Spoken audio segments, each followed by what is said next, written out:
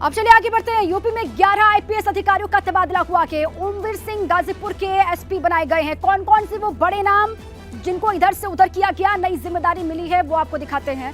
हेमराज मीणा मुरादाबाद के एसएसपी बनाए गए हैं और दिनेश सिंह बाराबंकी के एसपी बनाए गए। सिद्धार्थ शंकर मीणा उन्नाव से एसपी बनाए गए हैं और ब्रजेश कुमार कौशाम्बी के एसपी बनाए गए। ये बड़ी जानकारी, लगातार तबादला एक्सप्रेस चल रही है उत्तर प्रदेश में।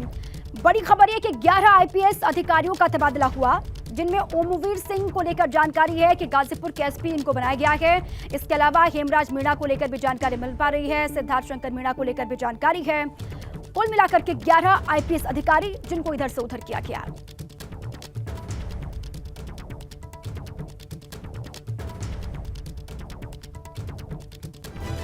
देखिए 11 आईपीएस अधिकारियों का तबादला किया गया है। कौन कौन से नाम है आपको एक बार फिर से बताते हैं। अनुराग वत्स को लेकर जानकारी है कि केंद्रीय प्रतिनियुक्ति पर इनको भेजा गया। इसके अलावा सिद्धार्थ शंकर मीणा को लेकर जानकारी है, एसपी उन्नाव इनको बनाया गया है। और इसके अलावा ओमवीर सिंह को लेकर भी जानकारी है कि गाजीपुर के एसपी इनको बनाया गया है। इसके साथ ही आगे जानकारी है हेमराज मीणा को लेकर, इनको एसएसपी मुरादाबाद बनाया गया है। और साथ ही ब्रजेश श्रीवास्तव को लेकर जानकारी है, इनको देखिए आगे बढ़ते हुए कौशाम्बी का एसपी ब्रजेश श्रीवास्तव को बनाया गया। ये जानकारी मिल पा रही है। 11 आईपीएस अधिकारियों का तबादला हुआ। दिनेश कुमार सिंह को लेकर भी जानकारी मिल रही है, दिनेश कुमार सिंह को एसपी बाराबंकी बनाया गया है। और साथ ही साथ ब्रजेश सिंह एसपी कानून एवं व्यवस्था मुख्यालय पुलिस महानिदेशक बनाए गए हैं, इसको लेकर भी जानकारी। इसके अलावा निखिल पाठक का नाम भी सामने आ रहा है। निखिल पाठक एसपी क्षेत्रीय अभिसूचना लखनऊ बनाए गए हैं। इसके अलावा हेमंत कुटियाल को लेकर जानकारी ये है कि प्रतीक्षारत इनको रखा गया, हेमंत कुटियाल को। और साथ ही बोत्रे रोहन प्रमोद प्रतीक्षारत रखे गए हैं। हेमंत कुटियाल के बाद इनका भी नाम सामने है, बोत्रे रोहन प्रमोद प्रतीक्षारत रखे गए हैं। इसके अलावा दिनेश त्रिपाठी को लेकर भी जानकारी है कि ये भी प्रतीक्षारत हैं। तो 11 आईपीएस अधिकारियों की पूरी डिटेल्स आपके सामने रही, किन किन को नई जिम्मेदारी मिली है, किन को प्रतीक्षारत रखा गया है, किसको इधर से उधर भेजा गया। तबादला एक्सप्रेस उत्तर प्रदेश में लगातार चल पड़ी है और 11 आईपीएस अधिकारियों का तबादला किया गया। कौन कौन से वो अधिकारी, कौन कौन अभी तक कहाँ की जिम्मेदारी संभाल रहे थे, अब नई जिम्मेदारी इनको दी गई है, इसको लेकर पूरी ही जानकारी आपके सामने। आगे बढ़ते हैं। हिमाचल प्रदेश की कुल 68 विधानसभा सीटों के लिए वोटिंग की शुरुआत हो गई है। आज शाम को 5 बजे तक वोटिंग की प्रक्रिया चलेगी और नतीजों का ऐलान 8 दिसंबर को किया जाएगा। हिमाचल में मुख्य मुकाबला बीजेपी और विपक्ष की पार्टी कांग्रेस के बीच में है। वोटिंग की प्रक्रिया शुरू हो चुकी है। विधानसभा की 68 सीटें यहाँ पर हैं जिनके लिए वोट डाले जा रहे हैं। आज शाम को 5 बजे तक वोटिंग की प्रक्रिया चलेगी और 8 दिसंबर की तारीख है जब नतीजे हम सबके सामने होंगे। हिमाचल में मुख्य मुकाबला सत्ताधारी पार्टी बीजेपी और विपक्ष की पार्टी कांग्रेस के बीच में है। मुख्यमंत्री जयराम ठाकुर समेत अलग अलग सियासी दलों के कुल 412 प्रत्याशियों की किस्मत का फैसला ईवीएम में आज कैद होने वाला है, बंद होने वाला है। चुनाव में स्टार प्रचारक के रूप में यूपी सीएम योगी आदित्यनाथ ने कुल 16 रैलियां वहां पर की, सभा को संबोधित किया। वहीं उत्तराखंड के सीएम धामी ने भी कई जनसभा की, रोड शोज वहां पर किए। बीजेपी उम्मीदवार के लिए जीत का माहौल वहां पर तैयार किया गया। आज शाम को 5 बजे तक ये वोटिंग की प्रक्रिया जो शुरू हो गई है, 8 बजे से वो चलेगी और फिर 8 दिसंबर की तारीख है जब नतीजे सभी के सामने हो जाएंगे। देखिए 68 विधानसभा की सीटें, इन सभी सीटों के लिए वोटिंग की प्रक्रिया यहाँ पर चल रही है।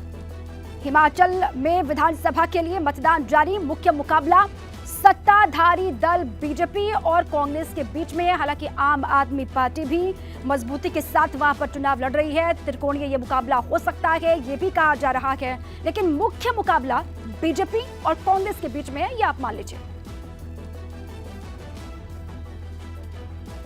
नमस्कार, आप देख रहे हैं बीबी गंगा। मैं हूं स्नेहलता और मैं हूं आपके साथ दीपा फिला। चलिए आगे बढ़ते हैं। गांव शहर से खबर की शुरुआत करेंगे, लेकिन उससे पहले बड़ी खबर है। इलाहाबाद सेंट्रल यूनिवर्सिटी के 2 छात्रों पर फायरिंग हुई है। कार सवारों की फायरिंग में बाल बचे दोनों छात्र और फीस बढ़ोतरी के विरोध में आंदोलन कर रहे हैं छात्र। नेताओं पर फायरिंग, आदर्श भदौरिया और सत्यम कुशवाहा पर फायरिंग की खबर है।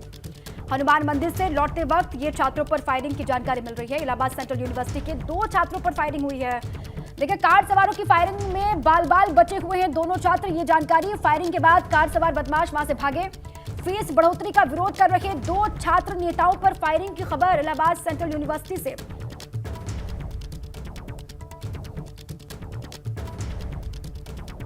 देखिए, इस वक्त की बड़ी खबर इलाहाबाद सेंट्रल यूनिवर्सिटी के 2 छात्रों पर फायरिंग की जानकारी मिल रही है। कार सवारों ने फायरिंग की है, लेकिन बाल बाल दोनों छात्र बचे हैं। गनीमत ये रही है, लेकिन हौसले बुलंद हैं।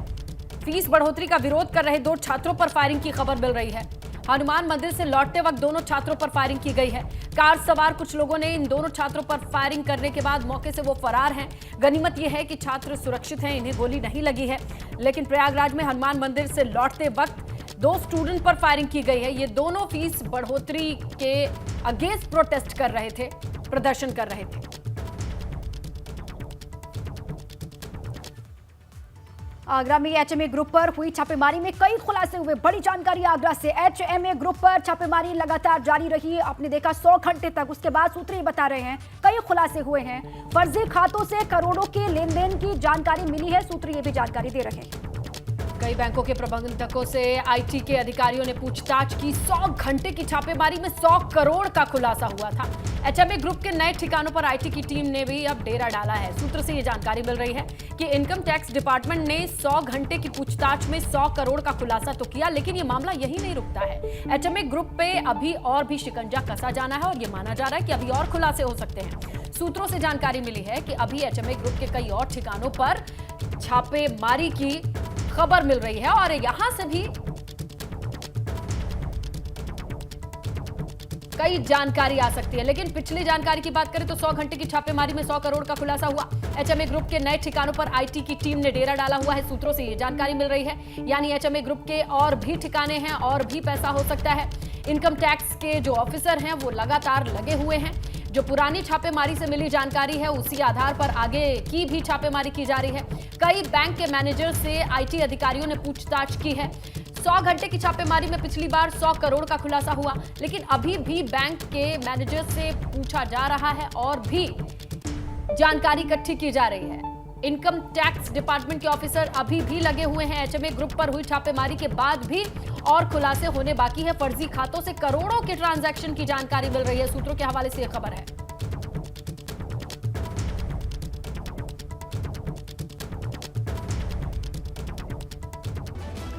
अब चलिए आगे बढ़ते हैं। 8 की आवाज आप देख रहे हैं। सबसे पहले शुरुआत बड़ी खबर के साथ। उपचुनाव के लिए भाजपा के उम्मीदवारों पर आज मंथन होना है। आज शाम हो सकती है भाजपा कोर कमेटी की बैठक और तीनों ही सीटों के लिए उम्मीदवारों पर चर्चा हो सकती है। बड़ी खबर उपचुनाव से जुड़ी हुई आपके सामने है। भाजपा के उम्मीदवारों पर आज मंथन। आज शाम को ये कहा जा रहा है भाजपा कोर कमेटी की बैठक हो सकती है। तीनों ही सीटों के लिए उम्मीदवारों पर चर्चा हो सकती है। कोर कमेटी में मंथन के बाद दिल्ली भेजे जाएंगे उम्मीदवारों के नाम।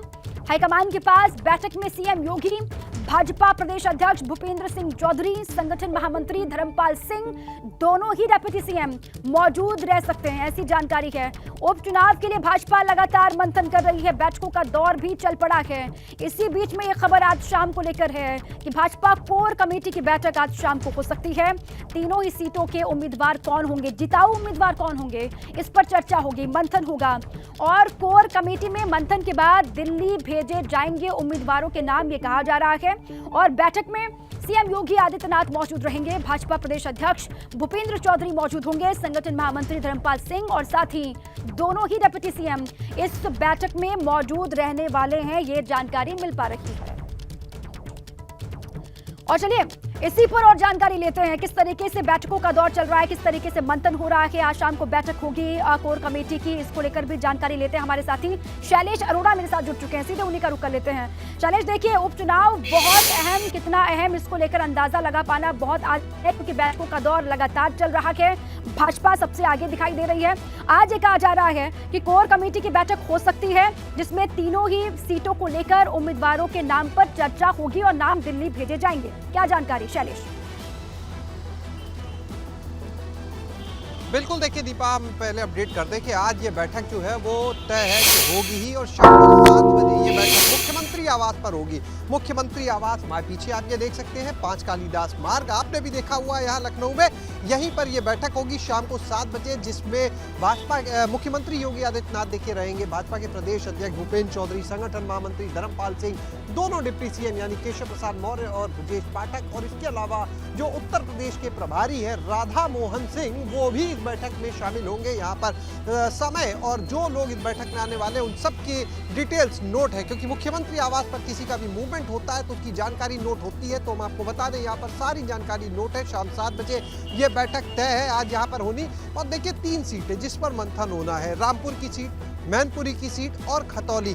इसमें से अगर आप रामपुर और मैनपुरी की बात करें तो देखिए ये किसी से छुपा नहीं है कि दोनों ही सपा के गढ़। रामपुर की सीट की बात करें 1996 के अलावा तो हमेशा से आजम खान या उनके परिवार से कोई ना कोई वहां से जीतता रहा है। इस बार जब आजम खान की सत्ता गई है तो वहां पर देखना होगा किस तरह से, क्योंकि भाजपा ने भी देखिए मोर्चा खोला हुआ है। आज रामपुर में एक बड़ी कार्यक्रम हो रहा है जिसमें भाजपा का अल्पसंख्यक मोर्चा जो है वो लाभार्थी सम्मेलन करा रहा है वहां पर, और लोगों को बताया जाएगा किस तरह से भाजपा ने अल्पसंख्यकों के लिए काम किया। तो आज देखिए ये मंथन होगा कि वहां से कैंडिडेट कौन होगा। तमाम तरह की चर्चाएं हैं, क्या किसी अल्पसंख्यक को भी उतारा जा सकता है, इस चीज को लेकर भी सवाल हो रहे हैं, लोग चर्चा कर रहे हैं। और वहां पर क्योंकि जो मुस्लिम वोटर्स हैं उनकी बड़ी संख्या है। मैनपुरी सीट पर अगर बात कीजिए तो वहां पर डिंपल यादव को सपा ने प्रत्याशी बनाया है, सपा की सीट रही है। खुद मुलायम सिंह यादव वहां से कई बार सांसद रहे, अभी उनका निधन से वो सीट खाली। यानी ये 2 ऐसी सीटें हैं जो सपा के मजबूत गढ़ है। तो ऐसे में एक तरफ जहां सपा ने अपनी पूरी ताकत झोंकी है, क्योंकि इससे पहले आजमगढ़ और रामपुर के जो लोकसभा के उपचुनाव थे वहां पर झटका मिला था सपा को। बिल्कुल तो ऐसे में शैलेश, अब और सपा सबसे कोई बड़ी कसर चुनौती नहीं इन दोनों ही सीटों को लेकर है। देखिए रामपुर और मैनपुरी की सीटें बहुत अहम हो जाती हैं, जो जहां पर सेंधमारी कर पाना बहुत मुश्किल है भारतीय जनता पार्टी के लिए। मैनपुरी खास तौर से और खतौली की सीट को लेकर कहीं ना कहीं आश्वस्त बीजेपी वाले दिखाई दे रहे हैं, लेकिन चुनौती सबसे बड़ी मैनपुरी और रामपुर में है। शैलेश, शुक्रिया पूरी जानकारी के लिए।